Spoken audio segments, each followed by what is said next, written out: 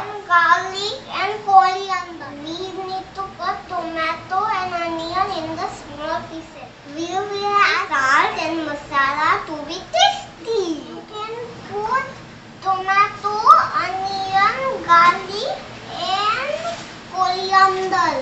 Keep some coriander. Keep some onion. And you put this garlic. And you put tomato.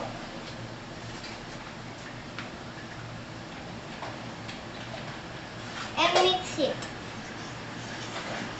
properly and for 2 minutes. We have mixed it nicely. Now we will turn on the gas.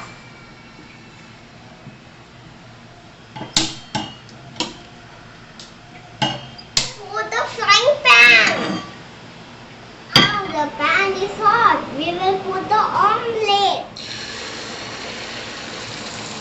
See, our yummy omelet is ready. It smells very nicely.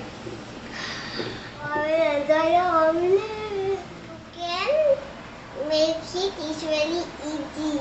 Like and subscribe to Adventurous AvaneeSH.